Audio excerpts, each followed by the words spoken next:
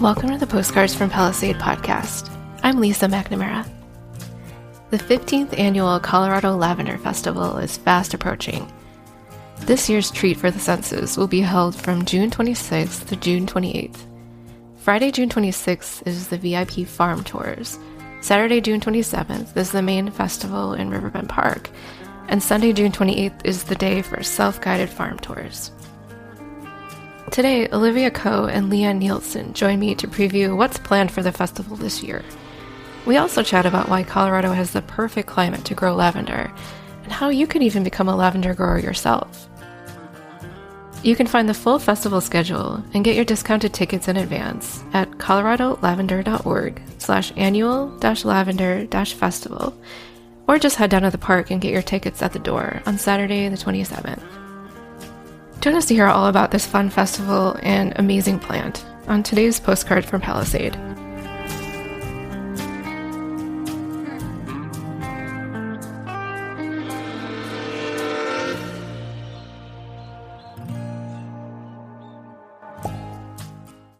Hello, my name is Olivia Coe. I am the director of the Colorado Lavender Festival. This is my fourth year, and I'm super excited to, present this 15th anniversary of our festival. So, thank you. Hi, and I'm Leanne Nielsen. I'm the treasurer of the Lavender Association of Colorado, and I've been involved, for many, many years. So it's old hat for me, I guess. Well, that's awesome. So tell me about the festival this year. What's planned for this year? What can people expect to see? Well, we're going to have a lot of fun. As in prior years, the schedule is fairly similar. On our big event is Saturday. It's June 27th, 9 a.m. to 4 p.m. We start the day off with all the vendors, and they're going to be there from open to close. So you can count on minimum 62 vendors roughly. And then we also have some sponsors, close to maybe 8 to 10 sponsors. So looking at about 70 booths with handmade products, services, food trucks, things like that. So it's just a big, fun event. We have 3 different musicians playing over that course of the day. Nice. So the 2 musicians that are playing at the event are going to be the Bell Creek Band, which will be the first one. Fun, kind of, rock, jazzy sort of group in the morning. And then in the afternoon, it's Sierra Budge, kind of more folksy, bluegrassy kind of stuff. So that'll be going on throughout the day. And then in the evening, after the big festival, we have our gourmet dinner, which takes place at Maison La Belle V. We just went to that lovely event from the chamber this morning, your community over coffee. So at Maison La Belle, as they do every time, they are a class act and they make delicious food, and they've really honed their lavender culinary skills, and so everything should be just right. You should get enough lavender, not too much, not too little in each bite. And it's a delicious 4-course meal, wine pairings with each one. So then at that one, we'll have Eric Mako playing. Nice. And he's a newer solo musician, but he does a lot of alternative and light rock kind of stuff. So it'll be mellow and still nice. So sounds like an awesome day. That's the big day. Before the festival, which actually I think we're almost sold out, on Friday, we have our private VIP tours, the farm tours. And that's going to be so fun. Leanne's participating this year. That's a really beautiful, intimate event that happens with each of our farms in the area. Not every single one, but 3. We have 3 farms and 1 winery that's participating.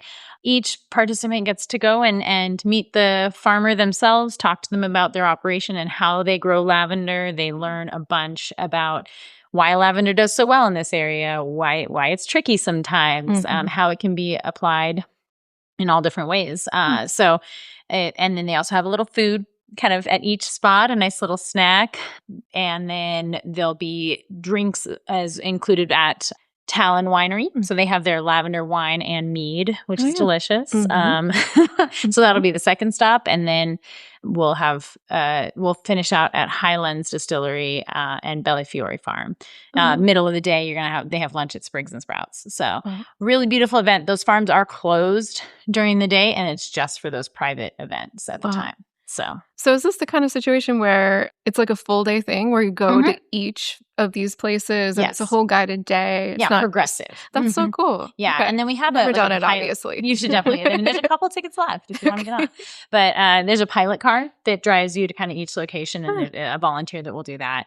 Yeah, and it's just it's a lovely, like I said, like really intimate event where you get to know the person who's making the products. Then you get to go buy the products at the festival, as well as you get some deals during the event from their stores too. So Nice. yeah, I think it's helpful because you get like an insider's viewpoint Yeah. about lavender itself and about what they have done with lavender, because it's such a broad range plant. I mean, our highline is one plant, endless possibilities. And we there's just so many things that you can do with it. So this gives them just kind of an inside, not the secrets, I glimpse. guess, just a private, about this has been their focus. Yeah. Yeah, it's really beautiful. Then on Sunday after the big festival, we also have the open farm tours. And those are super cool because that's every lavender farm in the valley does something like a special event. So we'll have that posted in online as well as in our program of each of the locations, and like a little map that shows you where they're located. And that is also a really great experience because there's no cover fee to get in most places, or there may be like a small fee. Yeah. But generally that also gives you the opportunity to get really involved with the lavender and see how each, like you said, each person does it differently. So that's, and it also increases the business for these farms and helps them stay vital and keeps them operating in the community. So that's kind of the big stuff we do, the fun stuff. That's cool. Sounds wonderful. Yeah. Is there anything different this year that's different from years past? I would say, well, actually, so we've pared back a little bit on some things. Like we used to have a North Fork Valley farm tour, the private one, but they have a couple of fewer farmers this year participating, and so they weren't able to host that. So that's unfortunate, but that's why I think the Sunday farm tours are great, because I think they're still doing their own open farm tours. They're just not having the private one beforehand. So definitely, if you're in the North Fork Valley area, make sure you get to those farms out there. But a lot of those farmers will be up here during the festival as well if you aren't going down that direction. And then we do have a couple of different like classes that we're offering. We have done painting. I don't think we did painting the 2 years ago when you and I had talked, but we have a painting class on Sunday as well. So the open farm tours that take place, Belly Fiore is going to be hosting open farm tour as well as a private painting class. So you'll paint a lavender painting. You'll get a glass of something, a cocktail of some sort from Highlands Distillery. They'll have special lavender inspired cocktails. And then you'll have like treats and things like that, I think, that go with the event. So that's a cool little opportunity as well to kind of do a different perspective on lavender. So that's another exciting event that comes up. And then we're also doing one that we've never done before. We thought it could appeal to the more ethereal crowd out there. But we're doing crystal car diffusers as one of our art classes during the festival. So it'll be a diffuser where you can drop in the essential oils, and it'll have a crystal and it'll hang down in your car. So it's just kind of another fun little activity too. Yeah, if you feel like making something yourself. Yeah. That's cool. And then I think another thing that we are doing this year, we've created like a slideshow. One of our board members has done that. And so that'll kind of be playing at the or at the LAC tent. The association has a tent where we sell kind of our own goods and things like that right when you come into the festival entry. And so that'll be like the history of lavender slideshow playing in the background. So people can come and just hang out and watch that. I think it's about 10 minutes. It's something short. Yeah, maybe. Yeah. 8 to 10, something like that. Yeah. It's not very long, but So that's kind and of, it's narrated, so you can read along. Yeah. Or listen if you can't read. And then we also will have our president doing the History of Lavender talk at the beginning of the festival. So that'll be really nice. He's from Cortez, and he's really great, awesome, high energy guy. So definitely don't miss that talk. But just kind of trying to make sure that we're maintaining a lot of what we've done in the past, but doing it right, and not trying to do more than we have capacity to do. So I think really kind of scaling back a little bit to make sure we have our feet under us the right way. That makes Yeah. sense. That's always a good thing. Yes, for sure. Now, I know you mentioned earlier a little bit about ticket sales this year. I thought that was really interesting. And one of the things I think is really nice is the general admission tickets for the festival on Saturday are really reasonable. They're like $7 in advance, 10 at the door.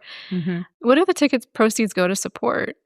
So the festival itself, we have a good number of expenses. We have to pay for all of the service providers and things like that, and we pay a fee to use the park and all those things. So in general, the fee goes to the association to continue the festival in general, and then any over and above the expenses of the festival would just go into continued operations, basically, for the festival. If there's anything. If there's anything. Yeah. I mean, we aim to break even. Yeah. Because this just meets our educational focus. Exactly. To the public. So if we can cover all of our expenses, if we have a few dollars left over, then we're happy. Yay. But otherwise, it just helps us to fund the festival. Yeah. Make sure we pay for the rentals of everything that we have to have there, and try to make it a nice experience for the patrons when they do show up. So, but it also gives them, the ticket itself gives them, of course, access to all the vendors that we hope that they take part in. And then the seminars that we provide for in the seminar tent, which summer, I mean, we generally try to do a cooking with lavender. That's been kind of a mainstay so that people know that, yes, you can cook with lavender. And then we'll have the talk about the history of lavender. And I'm excited to hear that one too myself. I think he's going to touch on like way back history and how it made it to Colorado type of thing. Yeah, that would be really interesting. What I'm so curious about is who first looked at it and was like, I should eat that. I know. I'm so curious. Purple flower, yum. Right, yeah.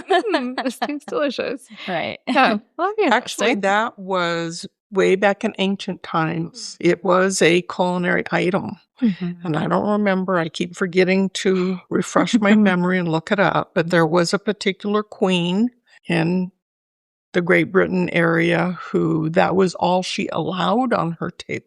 Oh, wow. Was lavender adornment as well as compotes and jams and foods. And I mean, they were obsessed with eating lavender. And then I think it fell by the wayside when the whole commercial products of adding it to bath and body stuff, I think. And then culinary got a bad rap because they said, "Oh no, it tastes like soap." Yeah. And then it's making a resurgence again. Yeah. My focus has been culinary since I started, and I can say probably the mid-teens, 2000 teens is when people are really starting to appreciate it again and really get into it.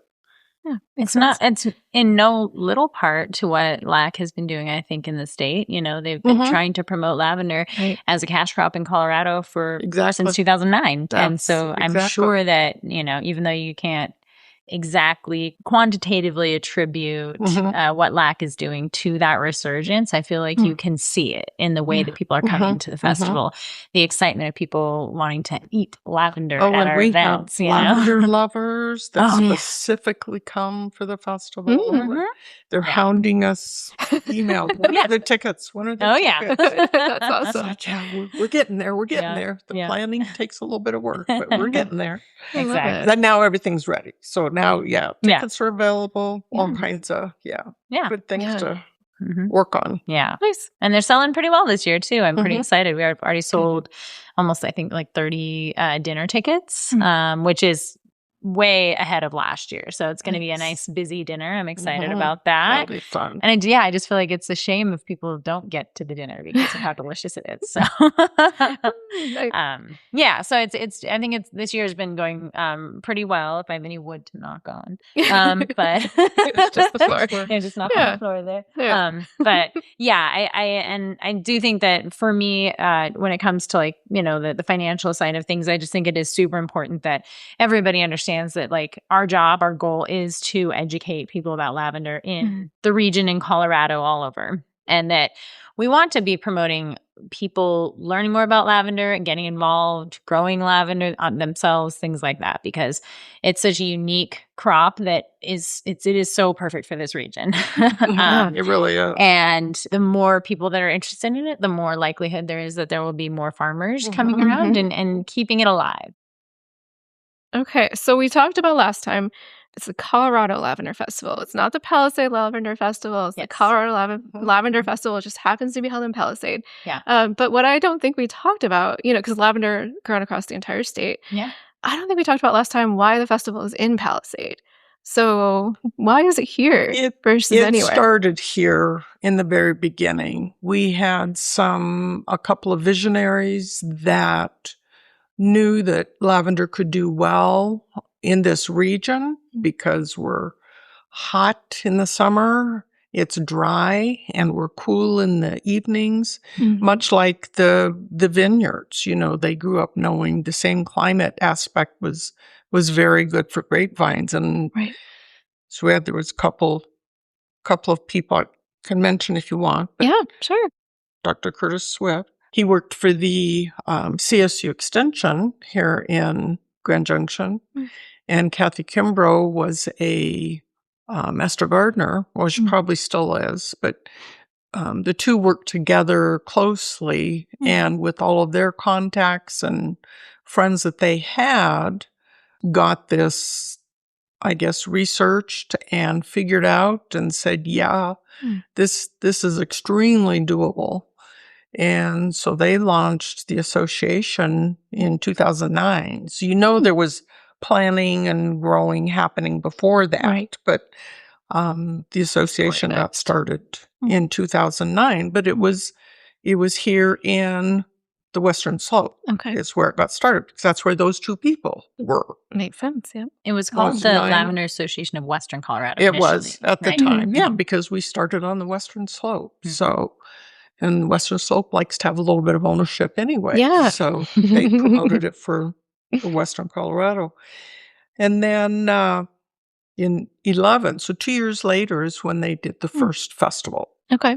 And then it just went annually after that. Yeah. And have grown. And it wasn't just a few years after that, really. It was by 2019, I think it is, we changed our name because we knew there were lavender farms on the Front Range, and Colorado was an entire state, so we wanted to broaden the whole thing and go statewide, and changed our name to the Lavender Association of Colorado. So that's why the inception of everything occurred on the Western Slope. But it is now, so traditionally, I guess we've stayed in Palisade because that's where it kind of has grown up, and it's maybe tradition as well as tradition. It's kind of where it's been. It's just been, Palisade has a good festival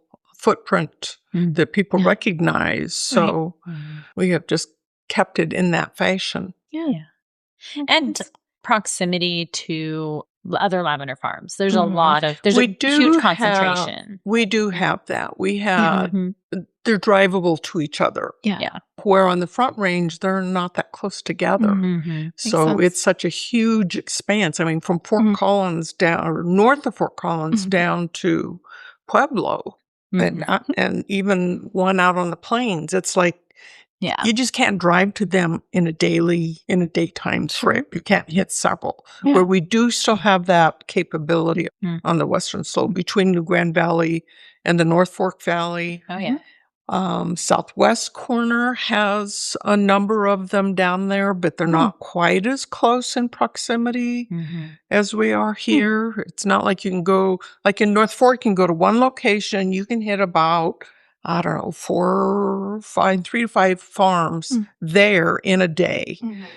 If you didn't mind doing a little bit of traveling.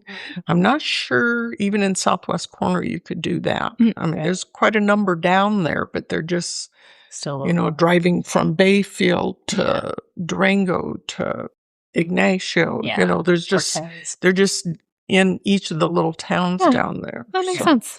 Right. Well, and the Grand Valley is perfect for growing. We just know it across the board. Mhm. So that does make it, like you said, I mean, lavender farms are across the highway from each other here. How many? Yeah. So Yeah, that's how many- close we are. How many do we have here in the Grand Valley? How many Do you lavender know? farms? Oh gosh, on the Grand Ish. Valley. I would say Ish. dozens. Okay. Like, if not a I don't dozen. need it. Maybe upwards Maybe of that much. I meant to Yeah. bring my map. I know we're only verbal, Mhm. not visual, but I was Yeah. bring my map so that You could see it. and I thought, But I think at least But I don't could us. say I could probably pin down at least a dozen people that have, 50 plus plants. I Okay. would say. Don't oh you yeah, think? at least Easily. yeah. Yeah. at And that's like least. a real farm. You Well, know? and yeah, I mean the Grand it's just not that many of us are open to the public. Yeah. So Mhm. there's many That makes that are sense. growing it Mhm. and produce their own items, but they're Okay. not necessarily open to the Yeah. public. Sure. And So I that's would good. say too, for why we're still in Palisade, the town of Palisade, it is like ideal for festivals, like you said. But I know that we are officially considered an anchor event, and so they've really, and just in my 4 years of working here, they've really, I think, met us halfway, I would say, and really come to the table for us to make sure that we can still afford to be here as an association that isn't a huge moneymaker. But we do increase tourism for them. And I think it's a mutually beneficial relationship. Mhm. So as long as we can maintain that positive relationship, I think it makes sense for us to be in the area, Yeah. helping each other out. It's a great accolade to be called an anchor event. Yeah, Absolutely. that is very Yeah. cool. Yeah, that is very cool. Yeah. So of course we know too, we all know this is a challenging year for growing things. Mhm. A little bit, every year has its own challenges, I'm sure, that are unique. But one of the things that I thought was a little ironic was I looked back at our notes from last time, and 2 years ago it was that cool wet year where the lavender wasn't, there's some stress that it was behind schedule. It wasn't going to be ready for the festival. Mhm. I know this year is different. So what? It's ahead this year. Yeah, what does it look like this year? We had such a warm winter here that some areas are ahead by 2+ weeks. Wow. And then fortunately, lavender is an extremely drought tolerant plant. So we're going to probably face the summer fine, with all the drought issues that we're dealing with. I think lavender's just a little bit of it ahead this year in this area. Mm-hmm. Right. So in each area is a little bit different. I know the Front Range, they got hit with some terrific snow and some cold Weird stuff. weather. So, and that's going to slow things down a little bit. Whether it's harmed their plants, I've not talked to anybody to know for sure. I kind of doubt it because lavender is extremely resilient also. And that's one of the beauties of it. Now, we were probably, when we were here last time, that was our third year past the terrible fall freeze we had of 2020. So that's why we were finally breathing a sigh of relief a couple years ago that things were going to start looking good again. Yeah. So I think we've done well the last couple of years. Now we're just status quo at this point. Other than I think we're a little bit ahead. So cold is worse than heat when it comes to lavender. Would that be a fair statement? It can be. Certain plants. The two main plants that we grow in the region are angustifolias, lavender angustifolia, which is true lavender, or the one that's culinary capable in most cases. And then the second variety is the X intermedia, which is commonly called lavandin. And those, for the most part, are cold hardy also, although they can be a little more susceptible to some of the cold factors, kind of depending. I know for 6 years ago, it wiped out a lot of the lavandins in the area, where the angustifolias hang in there, and they're a little bit more cold hardy, and even though it hurt them and they die back, they can come back from their roots a lot easier, a lot more efficiently, I guess. So in one way, I want to say cold is hard for them. It's not like you cover them or you have to mulch them, or you don't have to do anything to them in the wintertime. I mean, they're a perennial. They go dormant, and then they'll just come back in the springtime. Another reason why lavender is an amazing cash crop in Colorado. It is. It is. It really is. No Yeah. fuss. Yeah. You read on Facebook about other regions in the country, and some of them deal with terrific, I mean, they have a high rain involvement anyway. Their rain climate is much greater than ours. And if it's too great, it's very harmful for the lavender. Yeah. So I always commiserate with them. It's like, oh my gosh, you guys, I'm sorry for you. You Sorry should be you in got Colorado. raised. Yeah, you should move out here. You should be here. With our 300 days of sun here. Yeah, just about. Yeah, that's so true. No, lavender, it wants the sunshine. It wants the sunshine. Minimum of 6 hours and very little water. Yeah. Don't plant it next to your grass because grass needs more water than lavender does. So how did lavender get to Colorado?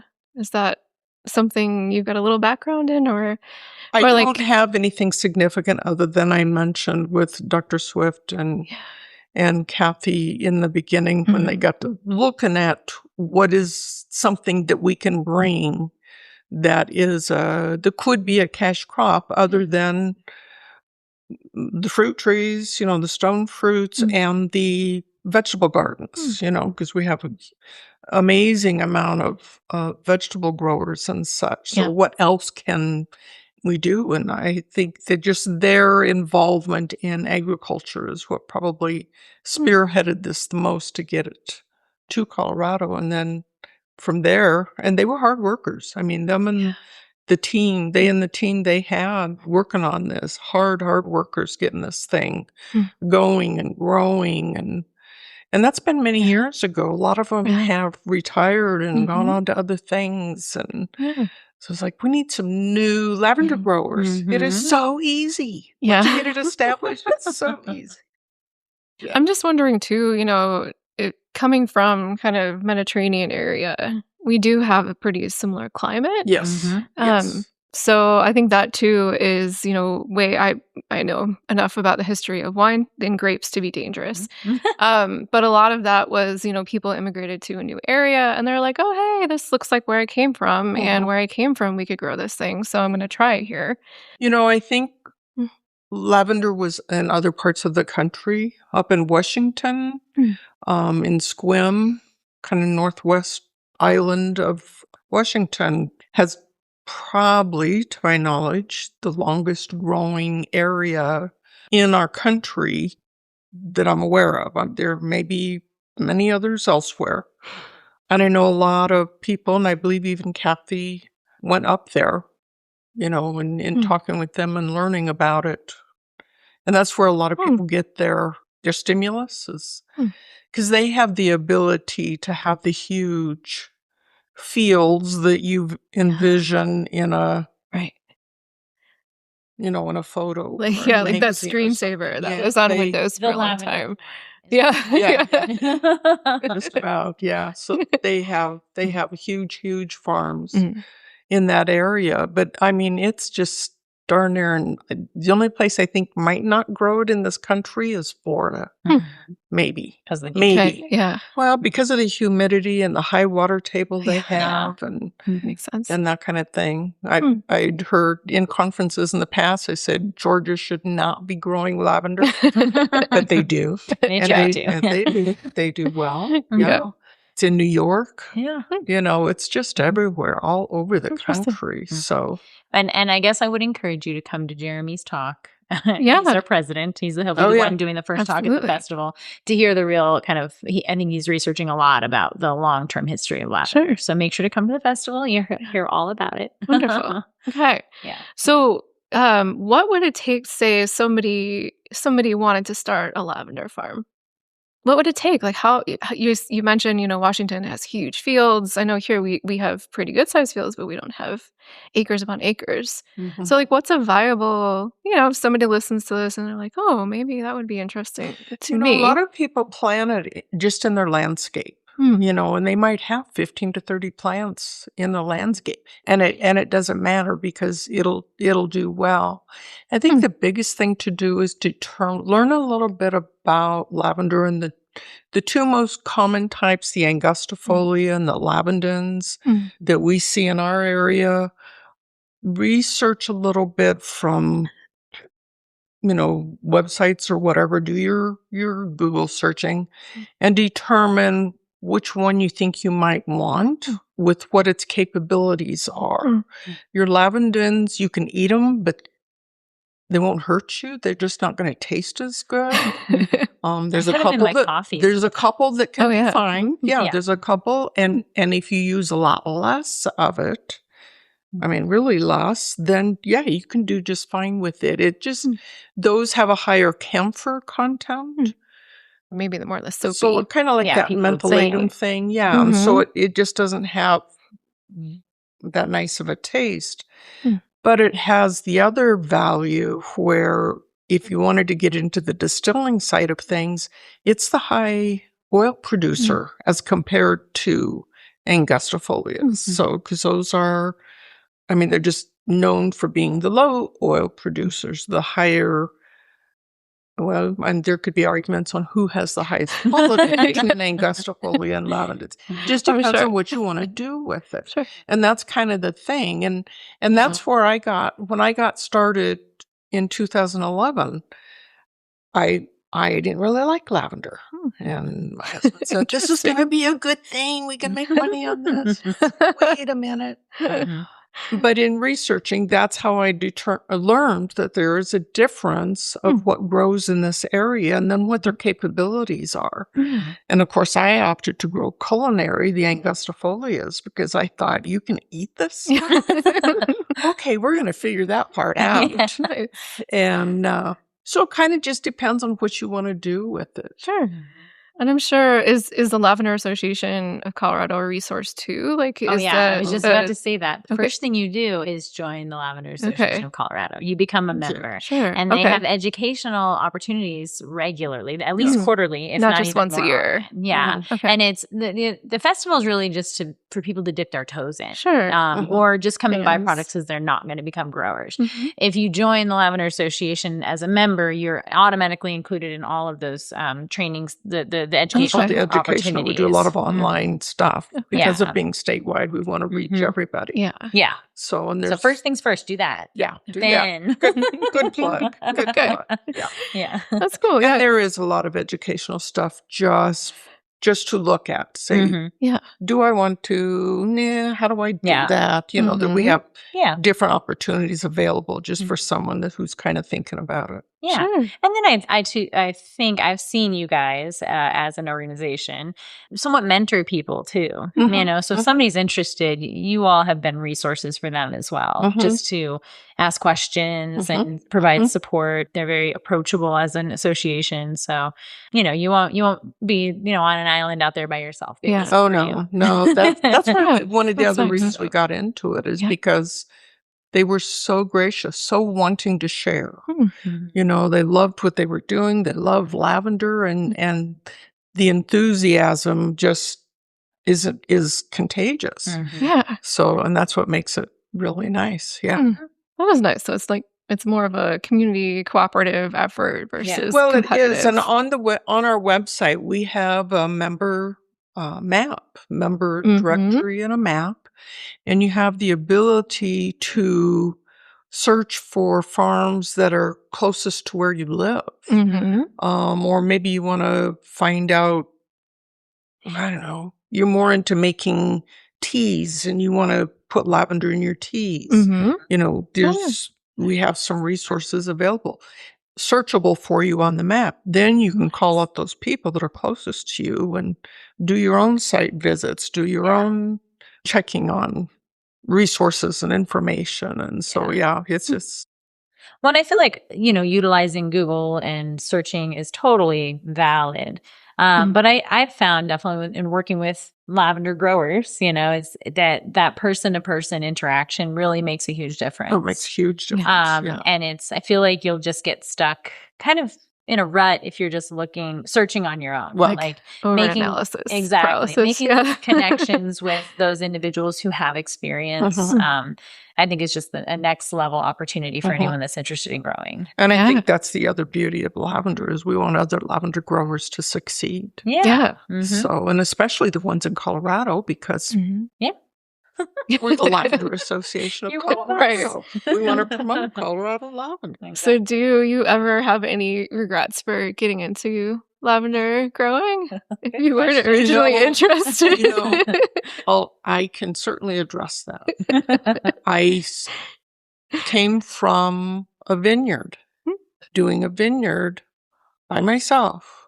Just 3 acres. I had a very small vineyard. It was about 3,000 plants. And I couldn't do it. It is very labor and time intensive. And learning about lavender was like, wait a minute. I can do this, and I don't need help that often. I can ask for help once in a while. Now it depends on the scale you want to go to. Sure. I didn't do 3,000 plants. I only did 500, a little more than 500, but we're right at about 500 now, and one person can do that on your own. It just does not require the intensity of care and attention like vineyards do. Sure. So you're saying no regrets? So I'm saying no regrets. No, I'll do lavender over vineyard any day. Okay, good. Just curious. It seems like there's very few downsides to it, like other than just having to know when to water and when not to water. I feel like it's a super simple plant, and I don't own my home, or else I'd be growing a bunch of lavender myself, I think. and that's the beauty of the plant. It grows in lousy soil, as long as it's got its sunlight and once in a while a little moisture. It doesn't need fertilizer. It doesn't have much pests. It repels the bad ones pretty much, right? Pretty much does.